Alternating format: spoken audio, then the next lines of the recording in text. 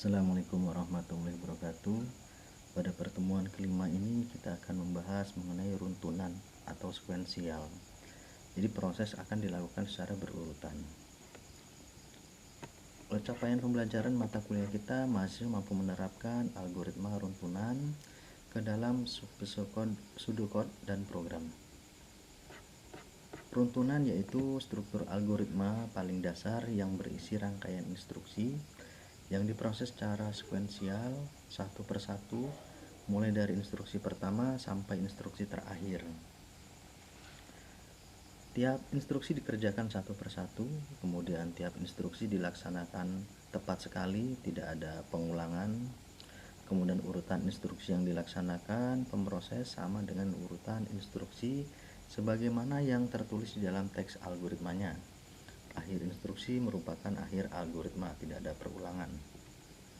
Nah, contohnya seperti ini, langkah 1, langkah 2, langkah 3. Tidak ada yang langkah 1 terus ke langkah 3. Pengaruh urutan instruksi dalam algoritma yaitu penting. Urutan instruksi menunjukkan urutan logik penyelesaian masalahnya. Urutan instruksi yang berbeda mungkin tidak ada pengaruh terhadap solusi persoalan, tetapi mungkin juga menghasilkan keluaran yang berbeda tergantung pada masalahnya. Nah, ini contoh urutan instruksi yang berbeda tetapi tidak mempunyai pengaruh hasilnya. Contohnya deklarasi nilai A, B, C, dan D itu tipenya integer. Kita baca nilai A, nilai B. Kemudian nilai C yaitu bernilai A tambah B. Kemudian nilai D, A kali B. Kemudian ditulis C dan D. Kemudian di sini juga sama, deklarasi. Kemudian dibaca A, B. Di sini kalau yang di awal itu C-nya, ini D-nya.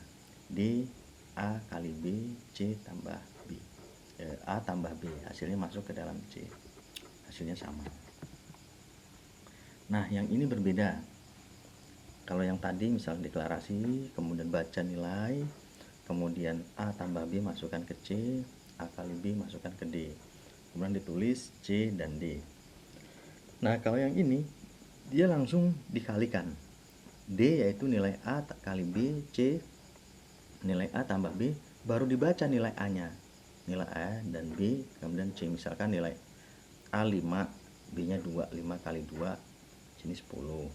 5 tambah 2 ini 7. Dibaca 5 dan 2, jadi tulis hasilnya 5, 2. Jadi nggak ada seperti ini, baca dulu. Kemudian persoalan pertukaran. Nah, di sini ada tuliskan algoritma untuk membaca dua buah nilai dengan variabel A dan B. Kemudian nilainya ditukar.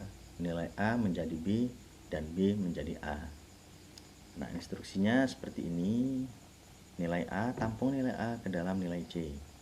Nilai A masuk ke dalam nilai C, kemudian B, nilai B dimasukkan ke dalam nilai A. Kemudian nilai B diisi dengan nilai yang tersimpan di dalam C. Jadi menggunakan variabel bantuan. Contohnya seperti ini. Pseudocode-nya program pertukaran. Kita deklarasikan nilainya. Algoritma A, misalkan di sini A diisi 8 dan B diisi 5. A diisi dengan 8, B diisi dengan 5. Tulis A dan B. Pertukarannya A ditampung ke dalam C, B tampung ke dalam A, dan B mendapat nilai dari si C.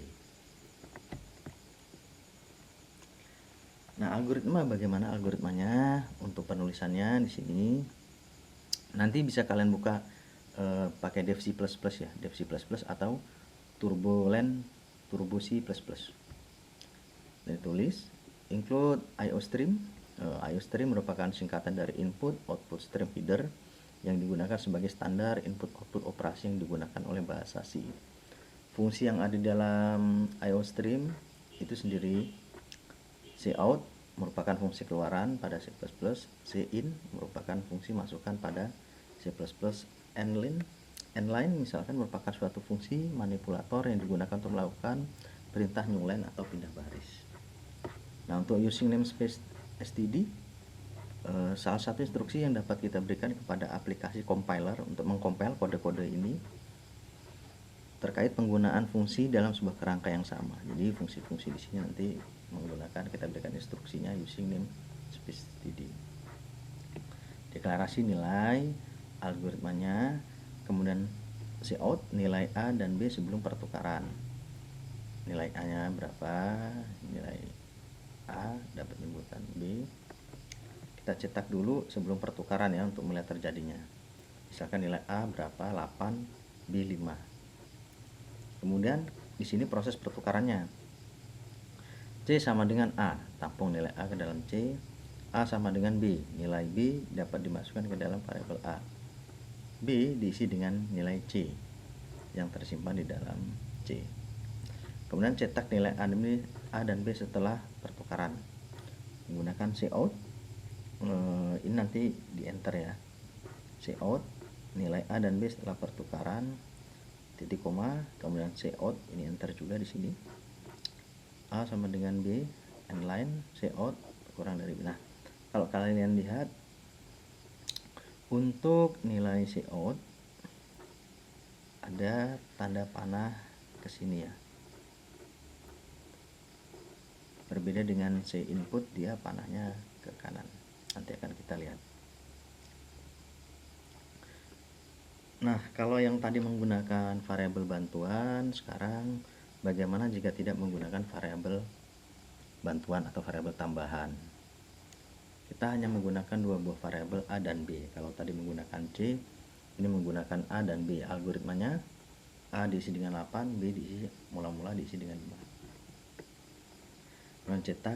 Nah, algoritmanya A ditambah B mula-mula, A tambah B, 8 tambah 5 jadi 13. Nilai A adalah 13.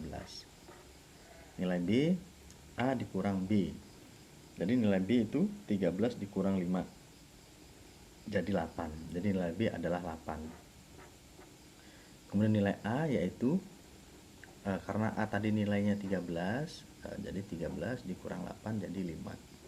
Jadi tercetak 8 dan 5.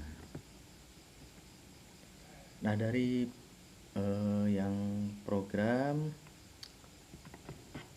pseudocode, coba kalian buat translasi algoritma ke kode program C++ seperti contoh yang ini ya. Kalian buat. Kemudian menghitung gaji karyawan. Suatu perusahaan mempunyai sebanyak N orang karyawan dengan asumsi penggajian sebagai berikut. Gaji tiap karyawan jumlahnya sama.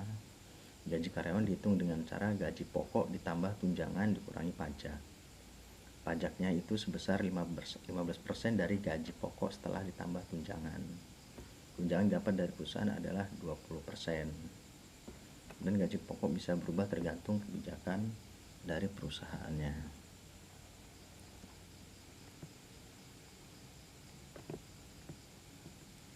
Nah, di sini contoh pseudocode-nya program gaji karyawan bersih.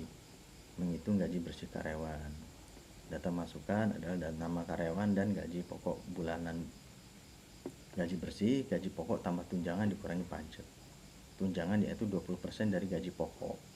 Sedangkan pajak adalah 15% dari gaji pokok. Luarannya yaitu nama karyawan dan gaji bersihnya. Kita deklarasikan. Tunjangan 0,2 tipenya konstanta, persen 0,15%, nama string gaji pokok tunjangan, pajak gaji bersih tipenya real. Tadi deskripsinya kita baca nama karyawan gaji pokok, tunjangan yaitu persen tunjangan dikali gaji pokok, kemudian pajaknya persen pajak kali gaji pokok tambah tunjangan. Gaji bersih gaji pokok tambah tunjangan dikurang pajak, dan tulis gaji bersih. Nah, ini kalian coba buat translasi algoritmanya. Menghitung komisi sales, tulis algoritma menghitung komisi sales yang diterima salesman berdasarkan nilai penjualan yang dicapainya. Jadi mendapatkan komisi sebesar 5% dari hasil penjualan. Input nama sales, kemudian hasil penjualan ditampilkan. Ini pseudocode-nya. Deklarasi, nama string, nilainya real, komisi real. Deskripsi, baca, nama, nilai penjualan. Komisi yaitu 0,15 kali nilai penjualan. tulis nama komisi. Jadi misalkan dapat komisi 1 juta, 1 juta kali 0,5 berapa, buat ke algoritma C++. Nah, kemudian konversi waktu detik. Contoh, tulis algoritma yang menerima data masukan berupa jam, menit, dan detik, lalu menghitung total waktu dalam satuan detik dan menampilkan hasilnya ke layar. Nah, ini penyelesaiannya seperti masalah menghitung di tengah. Kita menggunakan tipe terstruktur jam. Tipenya jam, record, hours, integer, minutes, integer, second, tipenya integer. Program konversi ke detik, dibaca jam, menit, detik, kita deklarasikan. Nah, ini contoh programnya ya, codingannya, translasi algoritma ke kode program C++.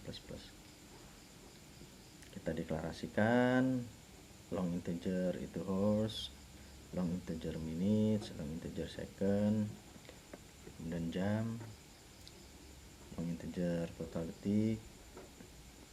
Nah, kalau cout dia ada tanda panahnya ke sini kiri, kalau si input dia ke kanan, untuk membedakan inputan dan outputan. Nah, nanti dia dikali 3600 ya, tambah minutes, tambah second, kemudian total detiknya dapat. Kemudian menghitung pecahan nilai uang. Nah, buat algoritma membaca nilai uang dalam kelipatan 25, lalu menentukan berapa nilai tukaran pecahan yang tersedia. Misalkan ada uang 1000, 500, 100 rupiah, 50, dan 25. Sebagai contoh, misalkan kita menginputkan nanti ada uang 2775 setara dengan 2 buah pecahan 1000, jadi nilainya 2000, ditambah 7 buah pecahan 100, jadi nilainya 700, ditambah 1 buah pecahan 50, ditambah 1 pecahan 25, jadi 50 tambah 25, 75.